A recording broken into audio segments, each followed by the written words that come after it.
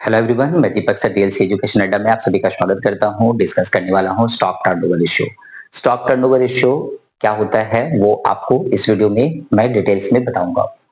Stock turnover ratio ये दर्शाता है कि किसी भी फर्म में स्टॉक को कितने टाइम मार्केट में बेच दिया जाता है।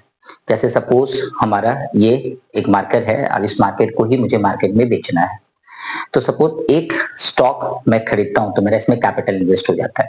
तो मैं अभी कैपिटल की बात नहीं कर रहा हूं, मैं खरीद रहा हूं, मैं बात कर रहा हूं कि सपोज ये स्टॉक मैं खरीदा और मार्केट में बेच दिया, फिर खरीदा मार्केट से और फिर मार्केट में बेच दिया, फिर खरीदा फिर बेच दिया। मेनी टाइम्स, कितने टाइम्स मैं अपने स्टॉक को रोटेट कर पाता हूं और मेरा जो स्टॉक है जो मैं खरीदता हूं या जो मैं बनाता हूं उसको मार्केट में बेच देता हूं, कितना फ्रीक्वेंटली, कितना टाइम्स, एक ड्यूरेशन में, एक फिक्स ड्यूरेशन में, मतलब ओपनिंग और क्लोजिंग डेट के बीच में जो ड्यूरेशन होता है 12 महीने का, जो फाइनेंशियल ईयर कहलाता है, उस फाइनेंशियल ईयर में मैं अपने स्टॉक को कितने टाइम्स रोटेट करता हूं। मतलब स्टॉक सेल, फिर सेल करेंगे तो कैश, कैश से फिर दोबारा स्टॉक, स्टॉक से दोबारा सेल, सेल से दोबारा कैश, कैश से दोबारा स्टॉक, ऐसे करते करते आपका रोटेशन चल रहा है कितना टाइम्स।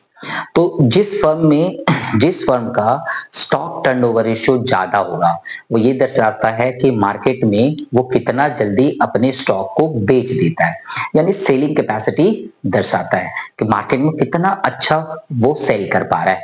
ओके, तो स्टॉक टर्नओवर रेशियो के लिए हम लोग एक छोटा सा एग्जांपल समझने की कोशिश करेंगे। तो चलिए एक एग्जांपल ले लेते हैं। तो स्टॉक टर्नओवर रेशियो में किसी भी फर्म के लिए मैं यहाँ पे एक सम्स बनाने की कोशिश कर रहा हूँ। सपोज किसी भी फर्म में मान लेते हैं कि ओपनिंग स्टॉक जो है, ओपनिंग स्टॉक किसी भी फर्म में ओपनिंग स्टॉक कितना दिया हुआ है, सपोज 1500 दिया हुआ है। ओके, और ड्यूरिंग द ईयर वो मार्केट में दोबारा खरीदता है या बनाता है, तो परचेजेस जो करता है वो गुड्स का, मतलब जिसका वो खरीद बिक्री करता है, वो सपोज 6000 का उसने मार्केट से खरीदा, तो ओपनिंग स्टॉक उसके पास कितना था 1500, परचेस कितने का किया 6500 का।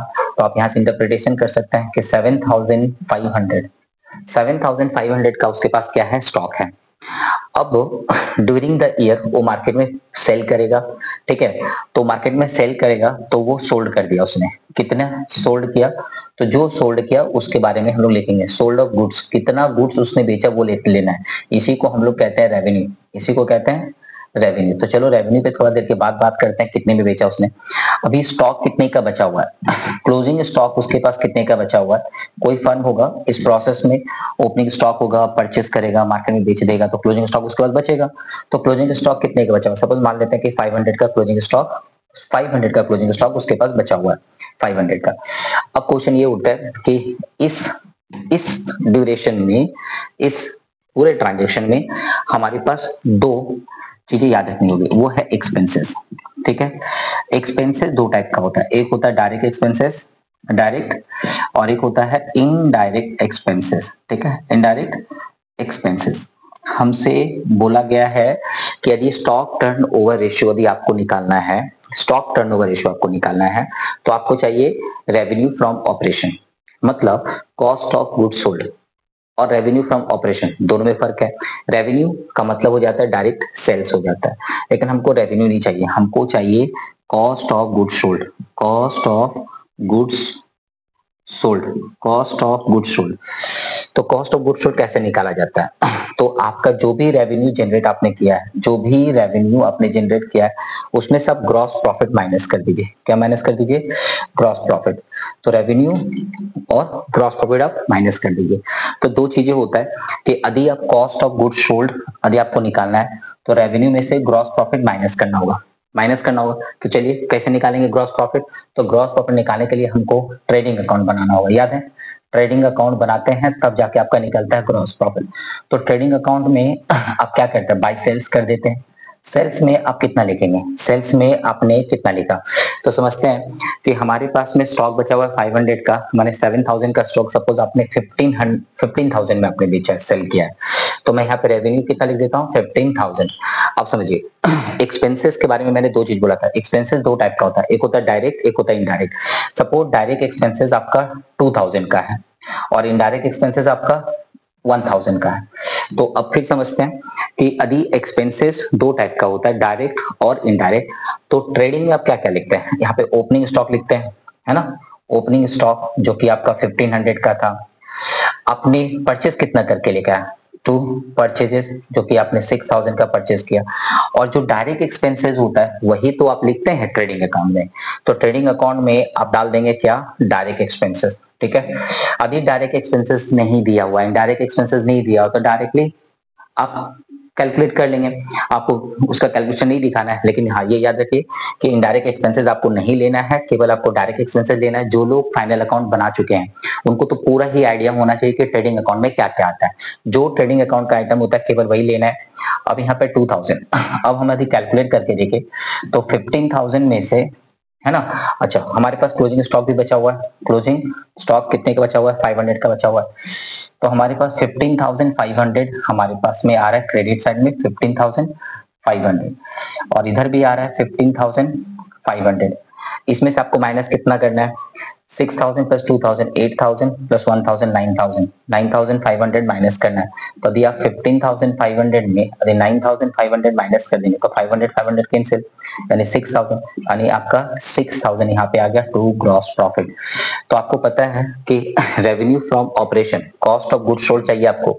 रेवेन्यू फ्रॉम ऑपरेशन में से अब जो कि आपका 15,000 का रेवेन्यू फ्रॉम ऑपरेशन था, उसमें से आपका 6,000 जो है वो ग्रॉस प्रॉफिट है, यानी आपका 9,000 जो है, आपका 9,000 जो है वो कॉस्ट ऑफ गुड सोल्ड है।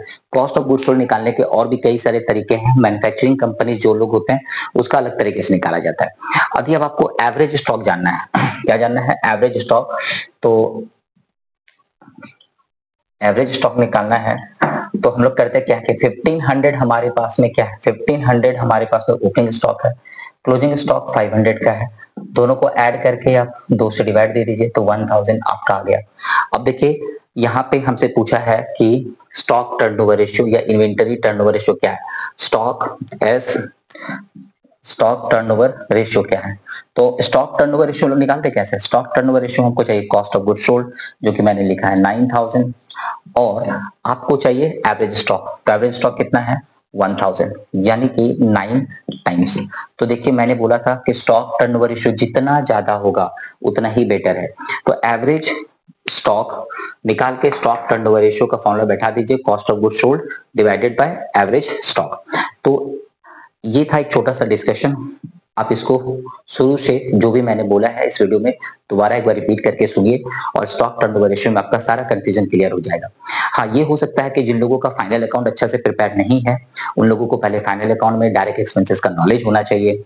कॉस्ट ऑफ गुड सोल्ड निकालने के और कौन कौन से तरीके हैं, तो उसमें क्या होता है, एक और तरीका है, जैसे इसी को देखिए ट्रेडिंग अकाउंट को, opening stock add purchase, opening stock add purchase add direct expenses less closing stock. तो ट्रेडिंग अकाउंट को ध्यान से देखेंगे तो आपका क्या आ जाएगा, कॉस्ट ग्रॉस प्रॉफिट आ जाएगा। देखिए ओपनिंग स्टॉक है ना, opening stock add purchase add direct expenses less closing stock आ गया ना, और सेल्स में से वो माइनस होके हमारा आ गया ग्रॉस प्रॉफिट। तो कॉस्ट ऑफ गुड सोल्ड आप निकाल सकते हैं, कैसे निकाल सकते हैं, opening stock add purchase add direct expenses add gross profit less closing stock equal to sale निकल जाएगा। तो ट्रेडिंग अकाउंट को अच्छे से यदि आप ऑब्जर्व कर लेते हैं, या मैन्युफैक्चरिंग अकाउंट होता है मैन्युफैक्चरर के लिए, यदि आप मैन्युफैक्चरिंग अकाउंट को अच्छे से ऑब्जर्व कर लेते हैं, है ना, जैसे opening stocks of raw material, है ना, add purchase add direct expenses less closing stock, यदि ये फॉर्मूला भी आप यूज करके ना निकाल सकते हैं क्या, कॉस्ट ऑफ गुड सोल्ड। बस इतना ही केवल दिमाग में रखिए कि सब जो इजी पड़ता है वो क्या पड़ता है, sales minus gross profit. Gross profit के लिए आपको ट्रेडिंग अकाउंट बनाना पड़ता है या सवाल में दिया हुआ रहता है। और यदि आप क्लास 12 में हैं जहां पे आपको रेशियो एनालिसिस चैप्टर है, वहां पे आप देखेंगे ध्यान से कि जो स्टॉक टर्नओवर रेशियो है उसके लिए आपके पास इंफॉर्मेशन दिया हुआ रहता है, टेंशन लेना ही नहीं है। स्टॉक टर्नओवर रेशियो निकालना है तो कॉस्ट ऑफ गुड सोल्ड निकाल के उसमें एवरेज स्टॉक से डिवाइड दे दीजिए और आपका आंसर आ जाएगा। यदि कमेंट करना हो आपको कि रेशियो कैसा है, तो हाई रेशियो जो होता है वो अच्छा होता है, लो रेशियो खराब होता है। क्योंकि मान के चलिए 2 फर्म है, दोनों का सेम ही बिजनेस है, और दोनों का सेम बिजनेस है लेकिन एक का सेल्स ज्यादा है एक का सेल्स कम है। ये क्या दर्शाता है, सेल्स दर्शाता है कि ये अपने स्टॉक को ज्यादा बेचता है। दोनों के पास सपोज कैपिटल भी सेम है, और एक का सेल ज्यादा है, एक का सेल्स कम है, ये क्या दर्शाता है? एफिशिएंसी। ये अपने स्टॉक को मार्केट में बहुत ज्यादा फ्रीक्वेंट तरीके से बेच रहा है और ये बहुत कम बेच पा रहा है। ठीक है, तो ये होता है स्टॉक टर्नओवर रेशियो। एक छोटा सा डिस्कशन ये था। यदि आपको ये डिस्कशन अच्छा लगा तो प्लीज लाइक कर दीजिए, शेयर कर दीजिए, और यदि चैनल पर नया है तो प्लीज सब्सक्राइब कर लीजिए। Thank you, bye bye.